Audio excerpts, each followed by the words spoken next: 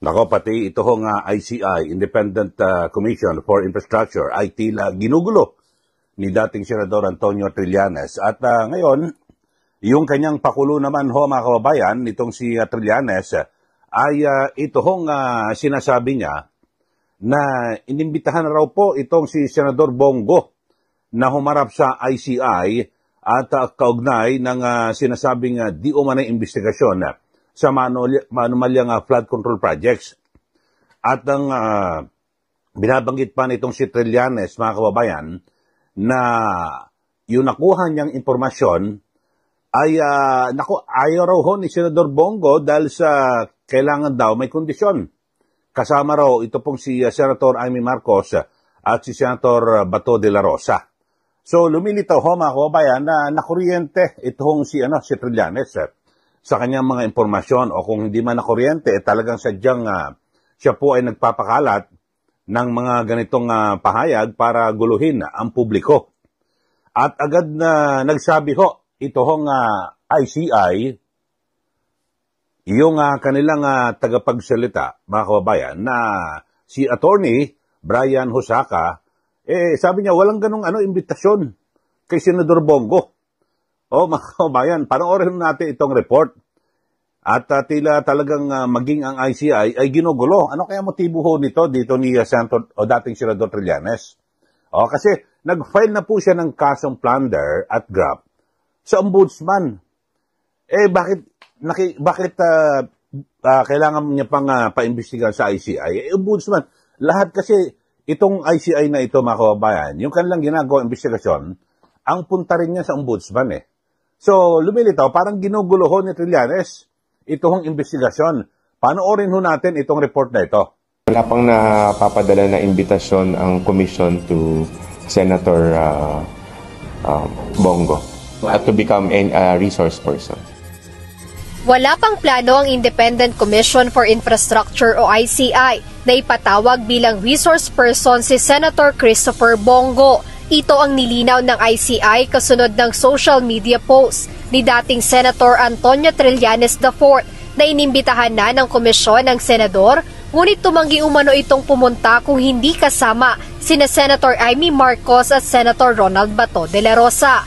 Ayon kay ICI Executive Director Attorney Brian Keith Hosaka, walang katotohanan ang pahayag ng dating senador na kilalang kritiko ng nagdaang administrasyon. Sinabi pa ni Attorney Hosaka na hindi nila prioridad sa ngayon ang mga isinumeteng dokumento ng dating senador, kundi bagkus muling binigyang diin ng ICI na nakapokus sila ngayon sa 421 ghost flood control projects na nauna nilang inihayag sa publiko. Binigyang diin din ng ICI na ayaw nilang maging redundant o maulit pa ang anumang referral na isusumite sa Office of the Ombudsman.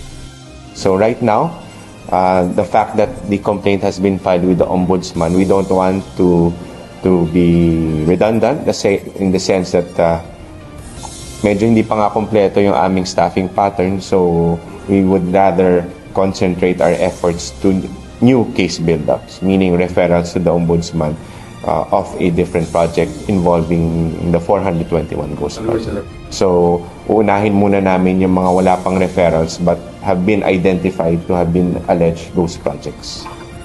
Yan po, no, ang pahayag sa report ni Attorney Hosaka, na kung saan ang sabi po niya ay wala raw po silang inilabas na imbitasyon para po kay Senador Bongo na humarap sa ICI.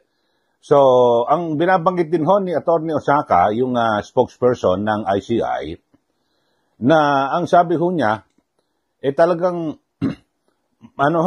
nakafocus po sila dito sa napakarami ho ng mga, na mga sinasabing sangkot dito po sa flood control projects. At ito po nais po nilang papanagutin. Pero parang panggugulo ho ito, di ba? Nandun ka na sa ombudsman Ang dapat gawin ho ni Senator Trillanes, o dating senador, ay ang kalampagin niya, ombudsman. Pero na-file mo na mag-antay ka na lang. Mga kababayan. Baka naman, kayo ho, nakikita nyo rito, motibo ho rito ni Trillanes. Baka naman talagang para ma-divert ang atensyon ng publiko At lumamig na ho tayo sa flood control projects na kinasasangkutan na ng napakaraming mga kongresista o mga batas sa politiko, kontraktor o kung may senador man. Tapos para ang gusto siguro ni Trillanes, mag-focus ang tao, yung kanilang atensyon dito ho sa isinampang kasong plunder laban po kay Senador Bongo at dating Pangulong Duterte. Baka ganun ho mga kababayan ang kanyang pagnanais at rason o kaya naman ay sadyang ginugulo po ang investigasyon ng ICI para lalong tumagal ng tumagal. No? Ang investigasyon humabot po ng 2028 at matapos po ang termino ni Pangulong Marcos Jr. Kayo ho sa ating mga kababayan na sumusubaybay dito po sa ating palatuntunan, ano po ang pananaw nyo rito? Ako kasi ang tingin ko ho rito ay ginugulo lang ho ni Trillanes itong ICI at gustong i-divert o ilihis yung atensyon ng publiko sa kasong isinampa niya laban ho kay Senador Bongo at kay dating Pangulong Duterte. Yun ho, dapat ho, focus ho tayo rito at dapat nga bantayan ho natin kung talaga itong si Trillanes, totoo nga may malasakit po sa taong bayan, dapat bantayan niya yung mga galaw at kilos dyan po sa ICI kung nakatitiyak ba na magiging mabilis yung pagkamit ng hustisya ng taong bayan sa mga laban po sa mga opisyal ng gobyerno na nagnakaw sa pondo ng bayan. Dapat ganun ho mga kababayan, di po ba? Wala ho nanggugulo. Kaya sabi ho ni Atty. Usaka, hindi namin priority yung issue na ni Trillanes. Di pahiya ka, Trillanes. So, hindi priority. Kasi nasa ombudsman na yung isinampa mong kaso okay na ho yun, mag-antay ka na lang. Baka kung naiinip ka at kinakailangan mo ng publicity, magsasayaw ka dyan sa kalye. Kung anong gusto mong gawin para mapansin ka. Di po ba? Yun lang ho mga kababayan. At siyempre, lalo pat ngayon ay mismong si Pangulong Marcos Jr. Nagsasabi na talagang medyo mabagal na ho. Talagang mabagal daw po itong investigasyon ng ICI o ng gobyerno para siguraduhin daw, tiyakin na yung mga sangkot dito po sa flood control project ay mapapanagot. At kinakailangan daw na talagang yung due process. Yun ho. Pero ho mga kababayan, pag sa mga big time, sa mga bilyon ng kinikbak yung ninakaw, may due process. Samantalang sa pangkaraniwang mamaya na nahulihan lang po na nagnakaw ng kung ano man, na maliit na bagay, o sardinas, o ano man, o isda dyan po sa palengke, huli ka agad Wala na pong due process, kulong ka agad. Di po ba? So, pero dito ho sa mga big time, bilyon ang ninakaw, mga kababayan, kinakailangan ng due process. Sabi raw po ni BBM, ay kailangan matibay daw yung ebidensya. Kaya talagang medyo mabagal yung pag-usad ng investigasyon. Ang sabi niya, eksaktong sabi niya, kailangan tibay yung ebidensya kasi kung hindi matibay yung ebidensya, makakawala yung mga involved. Yun ho, mga kababayan.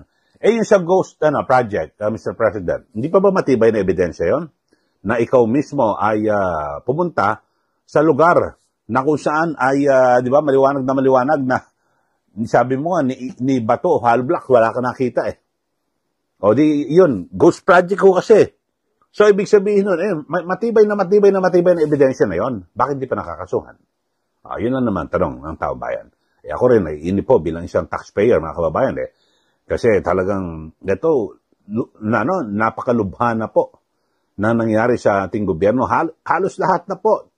Ng probinsya lahat at yung mga kinatawan, basta't may flood control, may anomalya. Parang ganun po lumilitaw ho ngayon at hawak nga po ng ICI, 421 na ghost project. Pero mo, dami. Dati pa isa-isa pulsulpot Sa mga nakaraan ho mga kababayan na scam, di ba? Sa PDAP scam, may mga 10 million lang. Kung 50 million o 100. Pero ngayon, bilyon at umabot ho ng trilyong piso. So, ganun ho. At nakapagtataka, bakit napakalalakas ng loob nitong mga politikong ito? Siyempre, wala pong nagduduse. May makulong lang sandali, tapos makakalaya rin. Na-absuelto, di ba? O sa mga nakaraan lang, absuelto si Enrile, pati yung kanyang chief of staff dati, si Gigi Reyes. Tapos si Napoles, bagamat sa isyong yon, sa kasong yon na